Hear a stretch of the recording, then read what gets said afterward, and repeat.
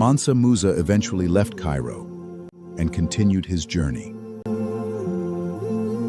But the damage stayed behind for 12 years. In the year 1324, a single man walked into Egypt with so much gold that he accidentally destroyed its economy for the next 12 years. This is the story of the richest human who ever lived and the catastrophe his generosity caused. His name was Mansa Musa, Emperor of Mali, ruler of an empire larger than Western Europe.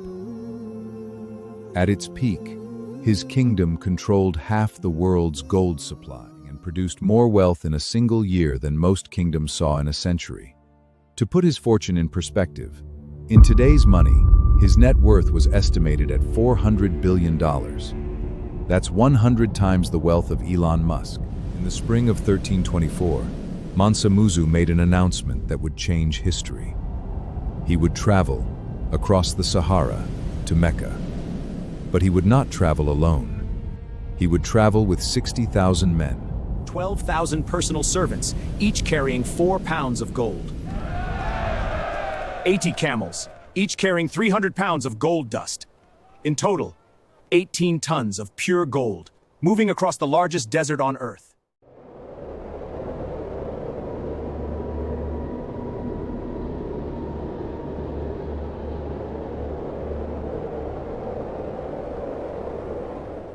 But what Mansa Musa didn't know was that this single journey was about to trigger one of the worst economic collapses in medieval history.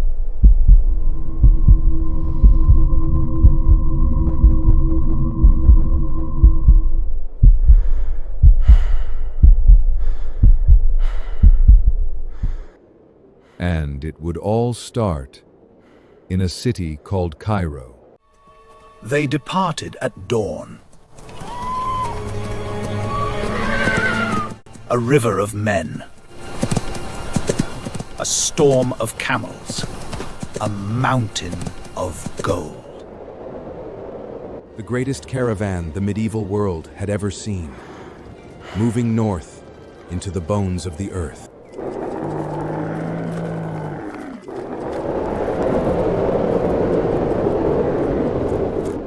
For 4 months, they crossed the Sahara, a desert that swallows armies whole. Temperatures soared past 120 degrees by day and dropped below freezing at night. Men died of thirst.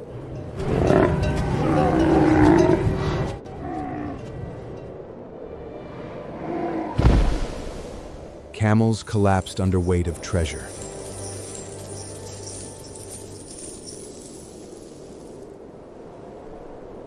And yet, they pressed on. After more than 1,000 miles, the towers of Cairo finally appeared on the horizon. To the people of Egypt, Mansa Musa was a legend, a king from the edge of the known world.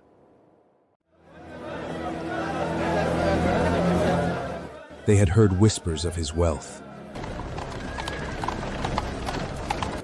But nothing could have prepared them for what was about to arrive.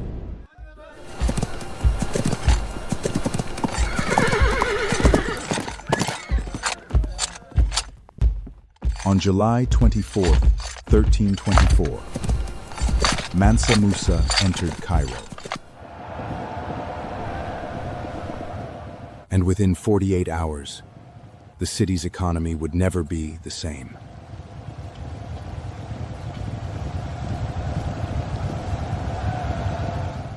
Mansa Musa was a generous man, devout, humble despite his power. And he believed that wealth, true wealth, was meant to be shared. So he began to give. He gave gold to the Sultan, gold to officials, gold to merchants, gold to the poor. He gave it by the bag, by the sack, by the trunk.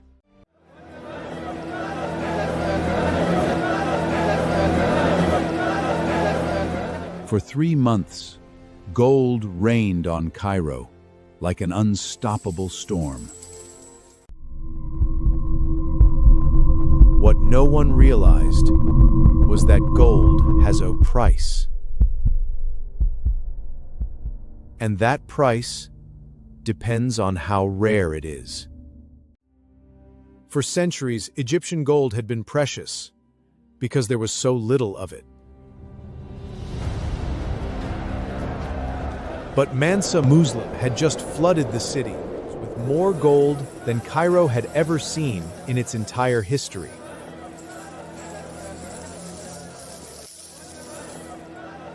And the moment supply explodes, the price collapses.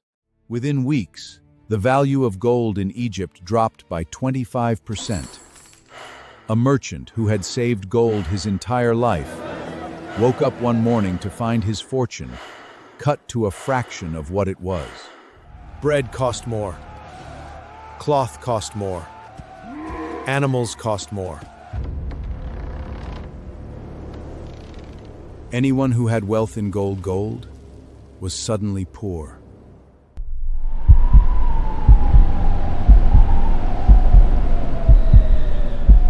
In just 3 months, Mansa Musa had triggered the world's first recorded case of hyperinflation. Mansa Musa eventually left Cairo and continued his journey. But the damage stayed behind. For 12 years,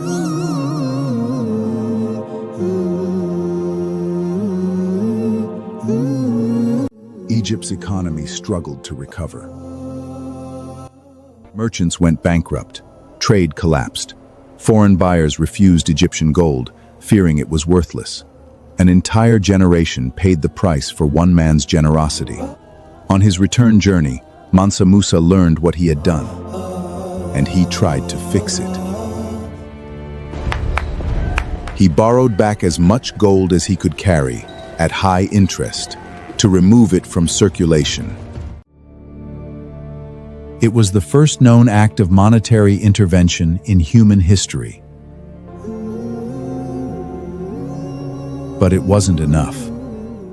Today, central banks across the world study Mansa Musa's pilgrimage as a warning. It taught economists a fundamental truth, one that modern billionaires still ignore. Wealth is not about how much you have. It's about how rare it is. And the moment you flood a system with too much of anything, you destroy its value.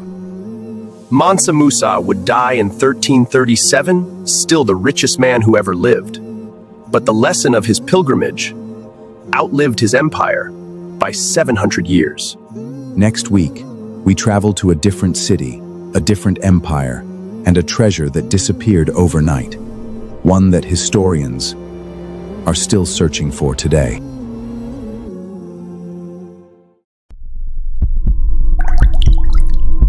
In 1532, an empire's gold disappeared overnight. Subscribe so you don't miss it.